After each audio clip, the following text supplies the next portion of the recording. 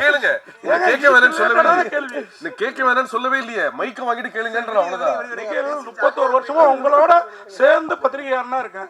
ஆமா. கேள்வி கேட்க நீங்க கத்து தரீங்களா? நான் கத்து கொடுக்கலங்க. கேள்வி கேளுங்க, மைக்க வாங்கிட்டு கேளுங்கன்றோம். சார் கார்த்திக் சார், நீங்க வாங்க கேளுங்க. இதுக்கு ரிலேட்டட்னா அந்த அம்மாட்ட கேட்டா நான் தான் அதான் கேளுங்க. பார்க்கிங் காசு கோவிந்தா, டிக்கெட் காசு கோவிந்தான்னு சொல்லிட்டு ஒரு விஷயம் சொல்றீங்க. லேட்டஸ்ட்டாக ஒரு 2 மாதத்துக்கு முன்னாடி பார்த்தீங்கன்னா தேட்டரை விட்டு வெளியே வரும்போது பார்க்கிங் காசு வேஸ்ட்டு, பாப்கார்ன் காசு வேஸ்ட்டுன்னு சொல்லியிருங்க. எந்த படத்தை மென்ஷன் பண்ணி சொல்லியிருக்கீங்களா? என்ன சொல்லுங்க. அந்த பாட்டை பார்க்கும்போது சூர்யா ஜோதியாவுக்கும் வராதா, சூர்யா ரசிகர்களுக்கும் வராதா? நீங்க எவ்வளவு கிண்டல் பண்ணிருக்கீங்க. சத்குருட்ட காசு வாங்கி கொடு அப்படின்வான். அவர் பேப்பரா காசு வாங்கி தர முடியும். நீ அங்கே தானே போற, எனக்கு காசு வாங்கி கொடுத்துட்டு போ, அவர் பேர் போட்டு ப்ரொடியூசர் அப்படின்வான். அப்படியா போயிடுவான். முந்தினமுள்ள பந்திக்கு சொல்லுங்க. ஏதாவது இந்த படத்துல எங்களை மாதிரி யூடியூப் ரிவ்யூவர்ஸை சாட்டையால் அடிக்கிறீங்களா, சப்போர்ட் பண்ணுறீங்களா? அது ரெண்டுமே இருக்குது. அதாவது வந்துட்டு 2 பேருக்குமே ஈக்குவலாக தான் ஆனந்த் பண்ணியிருக்காங்க. ஆக்சுவலாக வந்துட்டு ஒரு ரிவ்யூவர்னால் எப்படி இருக்கணும் அப்படின்றதும் இந்த படத்தில் இருக்குது. அதே மாதிரி ஆஸ் ஏ ஒரு ப்ரொடியூசர் டிரெக்டர்னா அவங்க எப்படி இருக்கணும் அப்படின்றதும் இதில் இருக்குது. ரெண்டுமே இருக்குது இதில். கண்டிப்பாக ஒரு பட்சமாக இந்த படம் இருக்கவே இருக்காது. டைரக்டர் சார், கொஞ்சம் கூட மனசாட்சியே இல்லாமல் ஜோதிகா சூர்யா பாட்டை வந்து எப்படி டைரக்டர் யாஷிகா ஆனந்த் வச்சு எடுத்தீங்க? எங்கே மேடம் இருக்கீங்க? இல்லை மேம், அவங்க யார் தெரியும்ல, பத்திரிகை உலகின் நயன்தாரா. Hello ma'am. மேம், இது வந்து ஜிவிஎம் சார் ஆல்ரெடி இன்டர்வியூவில் சொல்லியிருக்காங்க. எங்கள் படத்தோட ப்ரீ ரிலீஸ் ஃபங்க்ஷன் முன்னாடி அவர் வேறு ஒரு இன்டர்வியூவில் கூட சொல்லியிருக்காங்க. ஆக்சுவலாக அவர் ரொம்ப என்ஜாய் பண்ணி பண்ணார். இது வந்து ஸ்க்ரீன் பிளேக்குள்ளே ஒரு சீக்வன்ஸ். இது ஆக்சுவலாக இது வெறும் காமெடிக்காக மட்டும் எடுக்கல. இது ஸ்க்ரீன் பிளேவாகவே இது தேவைப்படுது. ஸோ நாங்களே கொஞ்சம் ஹெசிடேட் பண்ணி தான் சார்கிட்ட கேட்டோம். பட் அவர் ரொம்ப ஸ்போர்ட்டிவாக இது பண்ணி தான் அவன் நல்லா இருக்குது இது அப்படின்னு சொல்லி பண்ணார். நீங்கள் தேட்டரில் பாருங்கள், பார்த்தீங்கன்னா உங்களுக்கு எதுக்காக பண்ணுன்றது ரிவீல் ஆகும் கண்டிப்பாக. Sir congratulations.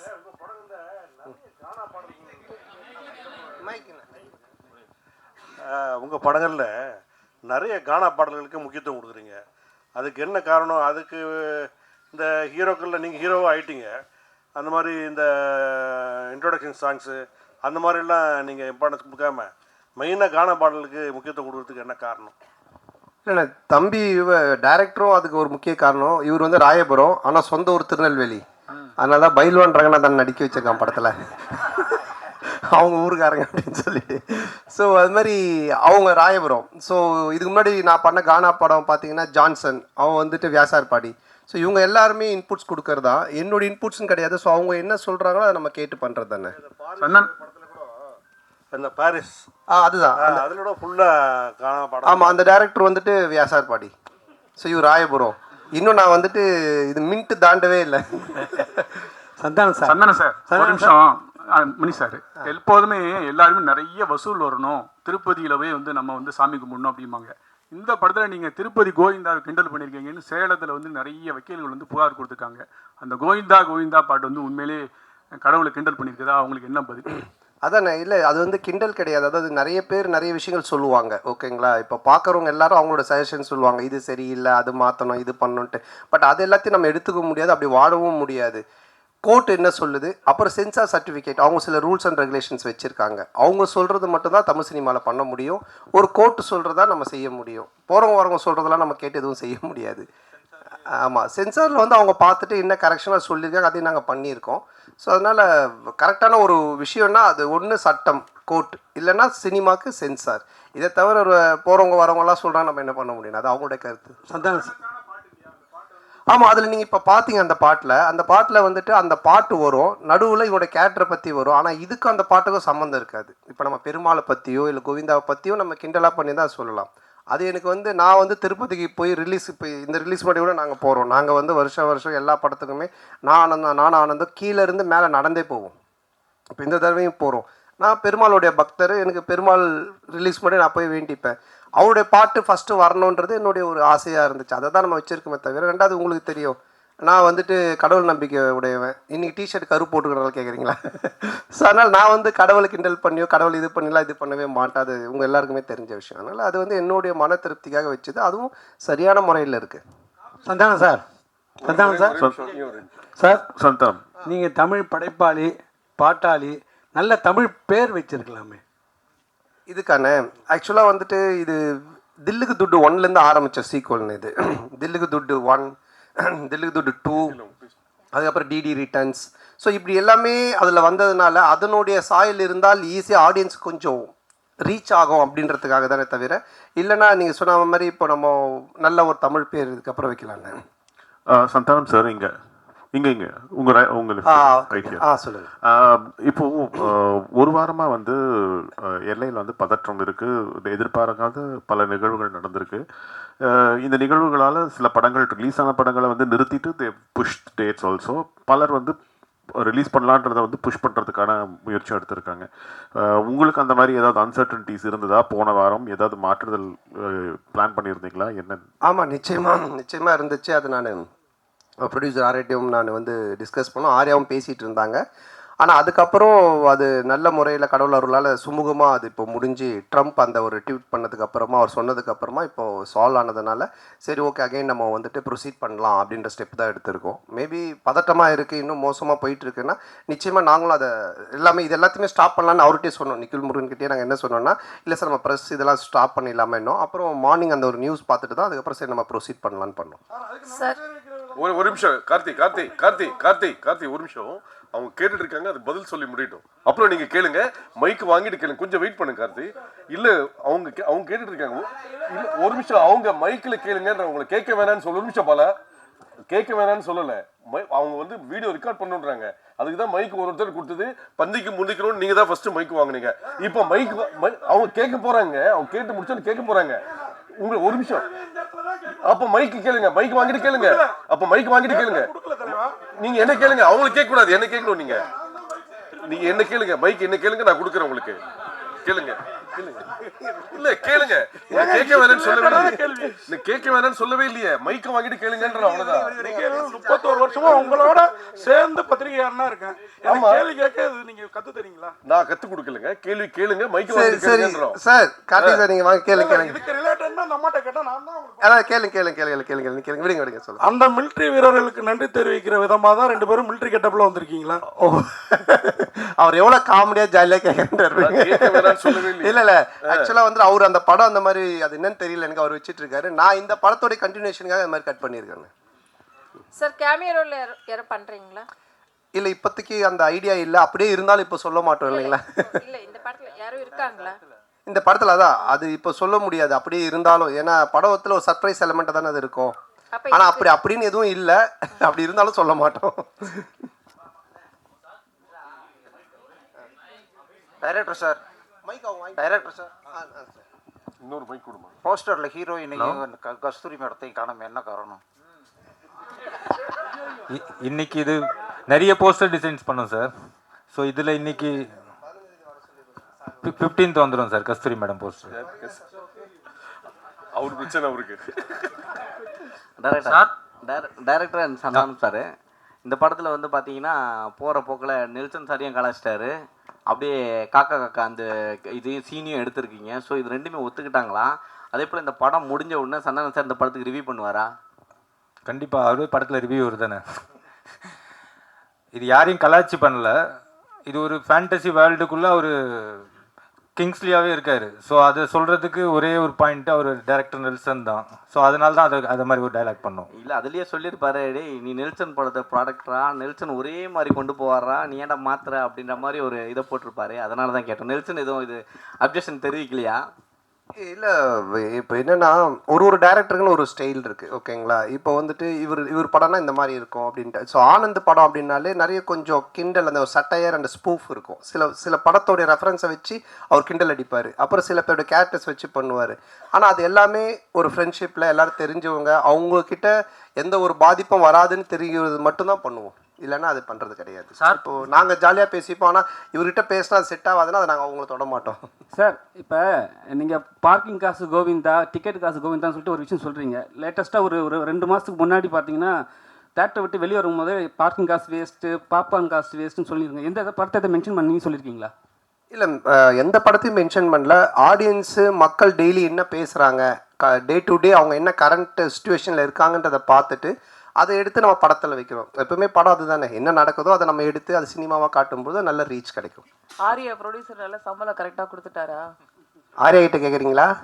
சந்தானம் சார் சம்பளம் கேட்டது கொடுத்துட்டாரா? நான் கேட்டதை விட அதிகமாகவே கொடுத்துட்டாரு. அதாவது வந்துட்டு என்ன சொல்கிறது, அதான் நான் சொன்னேன் இல்லைங்களா, நாட் ஓன்லி இந்த படத்தோடைய சம்பளன்றது இல்லாமல் என்னுடைய என்ன உனக்கு தேவை, எங்கேயும் போய் டக்குன்னு ஒரு அட்வான்ஸ் எடுத்துகிட்டு வராங்கன்னு சொல்லிட்டு கை நீட்டாத, எங்கேயும் வாங்காத, நீ வந்து 1 இயர் ஃப்ரீயாக வேலை செய்யினாங்க. அதான் நான் சொன்னேன், வீட்டை விட இடிச்சாங்க, புது வீடே இப்போ கட்டியிருக்கேன், எல்லாம் காரணம் ஆர்யா பவன் தான். சார் இந்த படத்தில் ஆனால் சந்தானம் இந்த படத்தில் பார்த்தீங்கன்னா கவுண்டமணி சார் தான் ஒரு படங்கள்லாம் பார்த்தீங்கன்னா பேர் வைப்பார், கொயகா கச்சா மூஞ்சி, அனில் மூஞ்சி அந்த மாதிரிலாம்.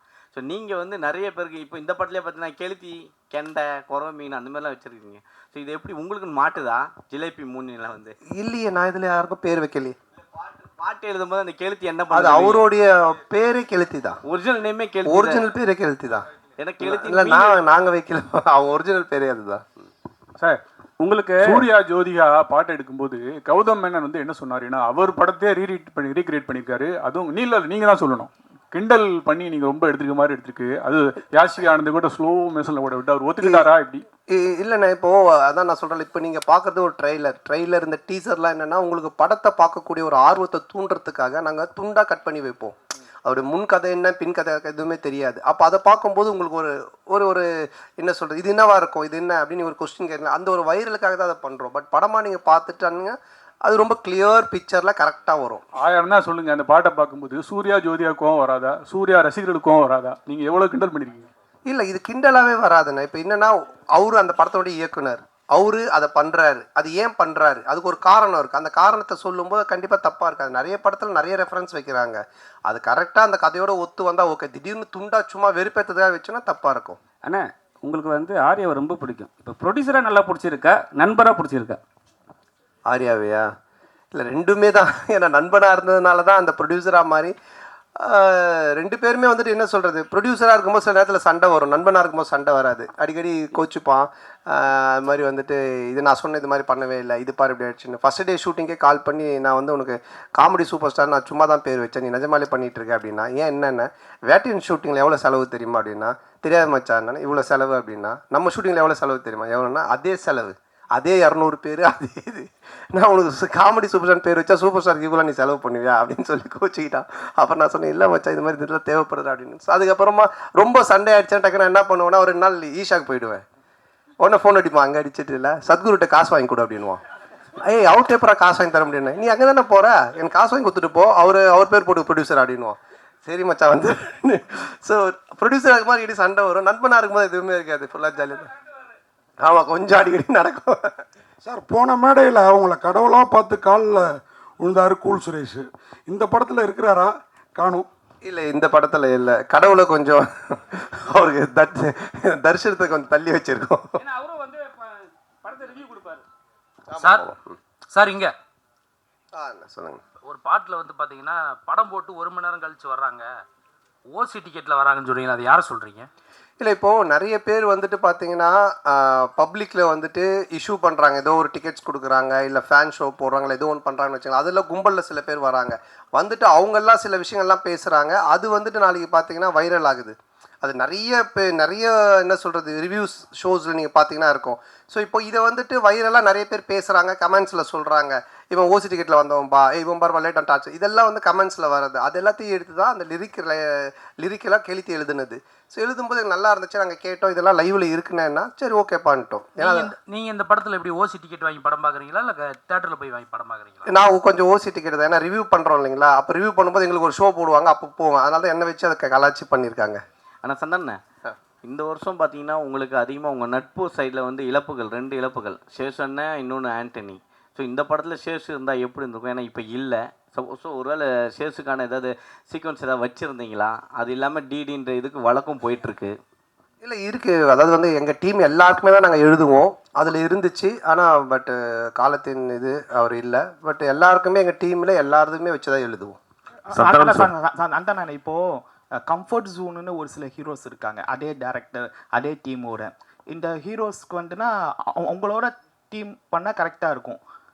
இதை நீங்கள் எப்படி பார்க்குறீங்க? உங்களுக்கு இதே மாதிரி தான் ஃபஸ்ட்டு பார்ட் 1, இப்போ 2, இதுக்கு அப்புறம் 3 பண்ண போகிறேன்னு சொன்னீங்க. ஸோ இதை தாண்டி நீங்கள் சந்தானமாக ஒரு ஆக்டராக, இப்போவுமே ஆக்டராக, இதை தாண்டி ஒரு லெவலுக்கு வர வாய்ப்பு இருக்கா? இல்லை இப்போ என்னென்னா படம் பார்த்தீங்கன்னா ஃபஸ்ட்டு மாதிரிலாம் ஒரு படம் பண்ணோம் டக்குன்னு இன்னொரு கதை அப்படின்லாம் கிடையாது. ஏன்னா இன்றைக்கி ஓப்பன் மீடியாவாகி போச்சு. ஓடிடி பிளாட்ஃபார்ம் வந்தோடனே ஹாலிவுட் படத்துலேருந்து எல்லா படங்களுமே ஆடியன்ஸ் எல்லாத்தையுமே பார்க்குறாங்க. ஸோ ஒரு டைரக்டரோட ட்ராவல் பண்ணி ஒன்று சிங்க் ஆகி ஒன்று வந்து செட் ஆகிறதுக்கு மினிமம் ஒரு 2-3 படம் ஆகுது. அதனால தான் டக்கு டக்குன்னு மாற்றி போக முடியல. ஏன்னா என்னுடைய சிங்க் அவருக்கு தெரியணும், அவருடைய சிங்க் எனக்கு தெரியணும். அதுக்காக தான் அது மாதிரி ட்ராவல் பண்ணுறமே தவிர மற்றபடி. சந்தனம் சார் இங்கே தான் திருப்பி ரைட் ஹியர். உங்களுடைய நட்பு வந்து சிம்புவோட வந்து எல்லாருக்கும் தெரிஞ்ச விஷயம். அண்ட் அவர் வந்து ஒரு ரிக்வெஸ்ட் வச்சுருக்காரு உங்ககிட்ட, நீங்கள் மறுபடியும் காமெடியனாகவும் படம் வந்து நடிக்கணும் அப்படின்ட்டு. அந்த ரிக்வெஸ்ட்டை எவ்வளோ தூரத்துக்கு நீங்கள் எடுத்துக்கிட்டு இருக்கீங்க?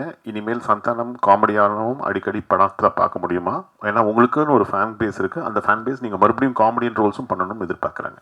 இல்லை அதுதான் இப்போ காமெடி ரோல்னால் நீங்கள் ஃபஸ்ட்டு பார்த்த சந்தானத்தை பார்க்க முடியாது. நிச்சயமாக அந்த மாதிரி ஒரு சந்தானம் இருக்காது. ஏன்னா அது இப்போவே ஆடியன்ஸுக்கு டிவியில் நிறைய ஷோஸில் நிறைய ஆதித்யா சேனல் சிரிப்பெல்லாம் பார்த்துட்டாங்க. நீங்களும் யூடியூப்பில் நிறைய பார்த்துருக்கீங்க. ஸோ புதுசாக ஒன்று பண்ணணும், அது எப்படி டிசைன் பண்ணி பண்ணணுன்றதை நானும் யோசிச்சுக்கிட்டு இருக்கேன். அண்டு எல்லா படத்துலையும் என்னால் பண்ணுவேனான்னு எனக்கு தெரியல. ஏன்னா எனக்கு ஆல்ரெடி கமிட் ஆகி ஹீரோவாக பண்ணக்கூடிய அட்வான்ஸ் கொடுத்து ஒரு 3-4 பேர் ஆல்ரெடி வெயிட்டிங்கில் இருக்காங்க. ஸோ அதுவும் நான் பண்ணணும். இப்போ அதுவே நான் ஒரு படத்தை திருப்பியும் அவங்களுக்கு ரிட்டர்ன் பண்ணிட்டு தான் எஸ்டிஆருக்காக அதை பண்ணுறேன். அவருக்கு அதை என்ன மாதிரி பண்ண முடியுன்றதை நான் இப்போ டிசைன் பண்ணிகிட்டு இருக்கோம். அதுக்கப்புறம் ஆர்யாவோட ஒரு கமிட்மெண்ட் இருக்குது. நான் வடக்குப்பட்டி ராமசாமிலே சொன்னேன் ஆர்யாவோட நான் பண்ணோம் அப்படின்ட்டு. ஸோ அந்த கமிட்மெண்ட்டும் போயிட்டுருக்கு. ஸோ அதுக்கும் பேசிகிட்டு இருந்தோம். பட் இவன் எப்போ பண்ணுவான்னு தெரியல. இவங்கிட்ட அப்படின்னா ஆர்யா கியூபுக்கே 1 வீக் ஆச்சு தான் அனுப்புனா அப்படின்னு சொன்னேன். ஸோ ஆனந்தம் ஒரு லைன் ஒன்று எழுதியிருக்கான் எங்கள் 2 பேரை வச்சு. அதில் ஒரு கேரக்டர் ஒன்று பண்ணலான் இருக்கோம். ஸோ பண்ணுவேன் கண்டிப்பாக. ஆனால் நிறைய பண்ணுவேனான்னு தெரியாது. பழசை பண்ண மாட்டேன் நிச்சயமா. ஆனால் இந்த கொஸ்டினோட தொடர்ச்சி தான் இது. சிம்பு சார் சொன்னார் தமிழ் சினிமாவில் காமெடி நடிகர்கள் குறைஞ்சிட்டாங்க, காமெடியும் கம்மியாகிடுச்சுன்னு சொல்கிறாங்க. அது எப்படி நீங்கள் பார்க்குறீங்க? அவர் சொன்னதுக்கு என்ன வந்து பார்க்குறீங்க, நான் எப்படி சொல்கிறேன்? இல்லை, ஏன்னா அவர் உங்களுக்கு தான் சொன்னார். நீங்களாம் வந்து ஆக்டர் ஆகி போயிட்டீங்க, ஹீரோ ஆகி போயிட்டீங்க. ஸோ வந்து தமிழ் சினிமாவில் காமெடி கம்மியாகிடுச்சுன்னு சொன்னார். இல்லை என்கிட்ட அவர் பர்சனலாக சொல்ல வாங்க பப்ளிக்காக எல்லார்கிட்டையும் சொன்னார். அப்போ நீங்கள் நடிக்க வாங்கன்னு கூப்பிட்டாரு, நான் அதுக்கு எஸ்ன்னு சொன்னேன். அதை நான் எப்படி சொல்ல முடியும்? அரே சார்பட்டா பயங்கர ஹிட்டு, பிளாக் பஸ்டர், செகண்டும் வரப்போகுதுன்றாங்க. அதில் நீங்கள் இருக்கீங்களா? இல்லை அடுத்த படத்துக்கு ப்ரொடியூசராக காலத்தில் இறங்க போகிறீங்களா சந்தானம் சாரை வச்சு? இல்லை, இப்போ சார்பட்டா வந்து ஆகஸ்ட்லேருந்து ஷூட்டிங், இப்போ பார்ட் 2. இப்போ வந்து வேட்டுவோம் ரஞ்சித் சார் அந்த படம் ஷூட்டிங் போயிட்டுருக்கு. ஸோ கண்டிப்பாக அது ஆகஸ்ட்லேருந்து பார்ட் 2 ஸ்டார்ட் பண்ணுறோம். சார் நீங்கள் ப்ரொடியூஸ் பண்ணதுக்கப்புறம் சந்தானம் சார் நீங்கள் சொன்ன மாதிரி கேட்க ஆரம்பிச்சாரா, இல்லை அவர் சொல்கிறது நீங்கள் கேட்க ஆரம்பிச்சிங்களா? ஏன்னா பாட்லேயே சொல்லியிருப்பாரு. இந்த படம் பொறுத்த வரைக்கும் என்ன, ப்ரொடியூசர்னு பேர் தான், பண்ணதெல்லாம் இவர் தான். ஏன்னா அதை நான் சொன்னல, ஃபஸ்ட் டே ஷூட்டிங் போய் அந்த செலவு லிஸ்ட் எடுத்து பார்த்தேன். டேய் உண்மையான கப்பலில் ஷூட் பண்ணாலும் இவ்வளோ செலவாகுதுடா அப்படின்னு சொன்னேன். பட் நான் அதாவது சொன்ன மாதிரி இந்த படம் அப்படி எடுத்திருந்தா தான், இப்போ நீங்கள் அந்த குவாலிட்டியாக எடுத்திருந்தா தான் அது அதோட அவுட்புட்டு தேவைப்பட்டது. பட் அது வந்து எவ்வளோ பெஸ்ட்டாக, எவ்வளோ எஃபிஷியண்ட்டாக ப்ரொடக்ஷன் சைட்லேருந்து எவ்வளோ கம்மியாக நம்ம பண்ண முடியுமோ, அது வந்து கம்மின்னா வேஸ்டேஜ் இல்லாமல் எங்களோட எக்ஸ்பீரியன்ஸ் டீமை வச்சு அது மேக்ஸிமம் வேஸ்டேஜ் கட் பண்ணி அது பெஸ்ட்டாக பண்ண முடிய அளவுக்கு பண்ணியிருக்கோம். பட் எதுவுமே நான் கண்ட்ரோல் பண்ணது, நான் ஒன்று தான் அவர்கிட்ட சொன்னேன், எது தேவையோ பண்ணு, கண்டிப்பாக பண்ணாமல் இருக்காத. ஸோ அப்படி தான் இது பண்ணது. பட் ஃபுல்லாக பண்ணது அவர் தான். சந்தானம் சார், நீங்கள் காமெடி வெளிப்படத்தில் பண்ண மாட்டேன் அப்படின்னீங்க. சிம்புவோட நட்புக்காக இப்போ காமெடி போடுவீங்க. அதுமாரி பழைய ப்ரெஸ் மீட்டில் சொன்னீங்க நான் வந்து அரசியல் பக்கமே போக மாட்டேன் அப்படின்னு. இப்போ உங்கள் நண்பர் உதயநிதி சார் வந்து பார்த்தாவா எனக்கு ஹெல்ப் பண்ணு அப்படின்னு அடுத்த மே மாதம் கூப்பிட்டாருன்னா சிம்பு மாதிரி அந்த கொள்கையை மாற்றி ஏதாவது பிரச்சாரத்துக்காவது போகிறதுக்கு ஐடியா இருக்கா? சரி, அரசியலை பொறுத்த வரைக்கும் சார் யார் கூப்பிட்டாலும் யார் இது பண்ணாலுமே ஒரு விஷயம் தான் நான் வந்து தெளிவாக சொல்கிறது என்னென்னா, நீங்கள் உழைச்சா உங்களுக்கு சாப்பாடு, நான் உழைச்சா எனக்கு சாப்பாடு. இதை தவிர வேறு எதுவுமே கிடையாது. பட் நட்பு ரீதியாக சில விஷயங்கள் இருக்குது, இதெல்லாம் பண்ண முடியும், இதெல்லாம் பண்ண முடியாது. இப்போ நான் சிம்பு சார் எஸ்டிஆரில் என்ன கூப்பிட்டாலும் இப்போ அவர் வந்து சந்தானத்துக்கு கம்ஃபர்டபுளாக என்ன காமெடி பண்ண முடியும், அவருக்கு என்ன செய்ய முடியும் கேரக்டரா அப்படின்ற அந்த ஃப்ரீடம் எனக்கு கொடுத்துருக்காரு. அதையே அதையே பண்ணணும் அப்படின்னு அவர் எனக்கு ஃபோர்ஸ் பண்ணல, இல்லை அந்த மாதிரி ஒன்று சொல்லலை. அது மாதிரி உதய் சார் கூப்பிட்டாலும் அதுக்குன்னு சில எனக்கு இந்த கம்ஃபர்டபுள் ஓகே, இதை நான் பண்ண முடியும், நான் வந்து சொல்ல முடியும், இதெல்லாம் எனக்கு ஓகேனா நான் நிச்சயமாக போய் பண்ணுவேன். சார் சந்தானம் சார், அடுத்த வாரம் பார்த்தீங்கன்னா நீங்கள் நடித்த படம், சூரி நடித்த படம், யோகி பாபு நடித்த படம், உங்களுக்குள்ளாரே ஒரு போட்டி வந்துடுச்சு. அது எப்படி பார்க்க? ஏன் மற்ற இன்னொருத்தர் விட்டுட்டிங்களே, டாம் க்ரூஸ், மிஷன் இம்பாசிபிள், அவரையும் சேர்த்துக்குங்க. அவர் ஹாலிவுட்ல விட்டுட்டீங்க. அப்புறம் ஃபைனல் டெஸ்டினேஷன் அந்த ஹீரோ பேர் என்ன, ஹீரோயின் பேர் என்ன, பேர் தெரியல, அவங்களே சேர்த்துங்க 5 பேர். நான் தமிழ்நாட்டை விட்டு தாண்டல, அதனால தெரியல. ஸோ அதனால் எல்லாரையும் சேர்த்துங்க, மொத்தமாக எல்லோரும் காம்படிஷன்னால எத்தனை படம் வந்தாலும் ஓடும் சார், நல்லா இருந்துச்சுன்னா. சார் ஆர்யா சார், நீங்கள் இதில் ப்ரொடியூசராக மட்டும் ரோல் பண்ணுறீங்களா இல்லை ஏதாவது ஒரு சின்ன கேமியோ ரோல்? இல்லை சார் ஒன்லி ப்ரொடியூசர் ரோல் மட்டும்தான். ஆனால் சந்தானே என்னதான் படம் கஷ்டப்பட்டு எடுத்தாலும் ரிவ்யூவர் வந்துட்டு முதல் நாளே கிளியும் கிழிச்சு தொங்க விடுவாங்க. இதை எப்படி பார்க்குறீங்க? ஏன்னா ரொம்ப கஷ்டப்பட்டு தான் எடுக்கிறோம் எல்லாருமே. ஸோ ஏதாவது மிஸ்டேக் வரும். இல்லை, அதை பார்க்கறத விட உங்கள் 2 பேர் தான் நான் பார்க்குறேன். மாற்றி ஏதாவது ஒரு பிரச்சனை பண்ணுன்ட்டு இந்த நிக்கலி இப்போ இந்த நிக்கலி 2 பேர் பண்ணுறத நான் நல்லா பார்த்துக்கிட்டு இருக்கேன். சரி, அப்படிலாம் கிடையாது. நல்ல படம் வந்தால் நல்லா இருக்குன்னு தான் சொல்கிறாங்க. ஓகேங்களா? ஸோ வந்துட்டு இப்போ இவர் ப்ளூ சட்டை மாறனே பார்த்தீங்கன்னா எல்லா படத்தையும் அவர் கழிவு ஊற்றுறது இல்லை. நல்ல படத்தை நல்லா இருக்குன்னு தான் சொல்கிறாரு அவர். இந்த மாதிரி எல்லாம் நிறைய ரிவ்யூஸ் வந்து நல்லா இருக்கிற படத்தை நல்லா இருக்குன்னு சொல்கிறாங்க. அதனால் இது நல்லா இருந்துச்சுன்னா நல்லா இருக்குன்னு சொல்ல போகிறாங்க, அவ்வளோதான். தப்பு இருந்துச்சுன்னா நாங்கள் பார்த்துட்டு இது தப்பாக இருந்தால் உண்மையிலேயே நாங்கள் திருத்திக்க பார்ப்போம். தப்பு இல்லைன்னா அவர் சரி அவர் ஏதோ சொல்கிறான்னு சொல்லிட்டு போவோம், அவ்வளோதான். ஆனந்த் சார், தொடர்ந்து சந்தான சாருக்கே ஸ்கிரிப்ட் பண்ணிட்டு வந்துருக்கீங்க செகண்டு. அடுத்ததும் சந்தான சாருக்கே தான் லைன் சொல்லியிருக்கீங்கன்னு சொல்கிறாங்க. அடுத்து வெளியே வரதுக்கான வாய்ப்பு இருக்குமா? வேறு ஹீரோக்களுக்கு பண்ணுறதுக்கான வாய்ப்புகள்? இல்லை, கண்டிப்பாக பண்ணணும். அப்படி தான், அதுதான் ஃபஸ்ட்டு ஆர்யா சார் வச்சு ஒரு ரிஹர்சல் பார்க்கலான்னு. இல்லை, ஆர்யா சாருக்கு சொன்னாங்க முன்னாடியே லைன் இருந்தால் சொல்லு, ரெடி பண்ணி சொல்லு அப்படின்னாங்க. ஸோ கண்டிப்பாக இது முடிஞ்சோன்னே அடுத்து சாருக்கு தான். சந்தானம் சார், இந்த படத்தில் கஸ்தூரிக்கு வந்து நீங்கள் பையனாக நடிக்கீங்க, அவங்க அம்மாவா நடிக்காங்கன்னு ஒரே பேச்சாக இருக்குது. அது எப்படி யோசிச்சு பார்த்தீங்க? கஸ்தூரி அம்மாவா? செட்டில் நீங்கள் அம்மா அம்மா அப்படின்னு கூப்பிடும்போது அவங்க ஃபீலிங் எப்படி இருந்தது? கஸ்தூரி மேடம் சார் கேட்க சொன்னாரா? நான் கேட்டால் வந்து ஏதாவது சொல்கிறாங்க, நீ கேளு. இல்லை, அதான் நீங்கள் இது படம் பார்த்தீங்கன்னா தெரியும். ஏன்னா வந்துட்டு அவங்களுடைய என்ன சொல்கிறது, அவங்கள வந்து அம்மாவாக கூப்பிட்டு அவங்கள வந்து பண்ண வைக்கணுன்றது எங்களுடைய வந்துட்டு மோட்டிவேஷனே கிடையாது. ஏன்னா இப்போ எனக்கு ஒரு அம்மானா அவங்களுக்கு ஒரு ஏஜ் குரூப் இருக்குது, அது கூப்பிட்டு தான் பண்ணுவோம். பட் இது ஒரு ரீசன் இருக்குது கதையில் அப்படின்றது தான் நாங்கள் எக்ஸ்பிளைன் பண்ணோம். அதை கேட்டுட்டு அவங்களுக்கு ரொம்ப பிடிச்சி போச்சு. ஸோ அதனால தான் அவங்க அதை பண்ணாங்க. நீங்கள் படம் பார்க்கும்போது நீங்கள் கண்டிப்பாக கஸ்தூரி மேடமோட ஃபேனாக தான் இருப்பீங்க. அதனால் வந்துட்டு நிச்சயமாக அவங்களுக்காக 2 தடவை பார்ப்பீங்க. டேரக்டர் சார், அது மாதிரி அன்றைக்கி சந்தானம் சார் அந்த ஆடியோ ரிலீஸில் பேசுகிறப்ப அவருக்கு புக் காமெடி இருக்குது, முட்டராஜனுக்கு எலி காமெடி இருக்குது அப்படின்னு. சந்தானம் சாருக்கு என்னெல்லாம் காமெடி இருக்குது படத்தில்?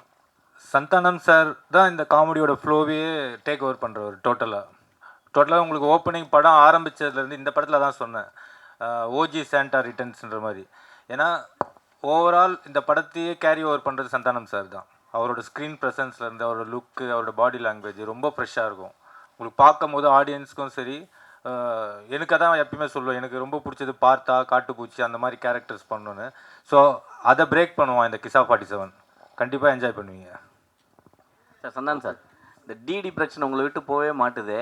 இந்த டிடி பிரச்சனைக்கு ஏதாவது தீர்வு இருக்கா? ஏன்னா உங்களுக்குள்ளேயே தான் நடந்துட்டுருக்குன்னு ஒரு வார் போயிட்டுருக்கு அப்படின்றாங்க.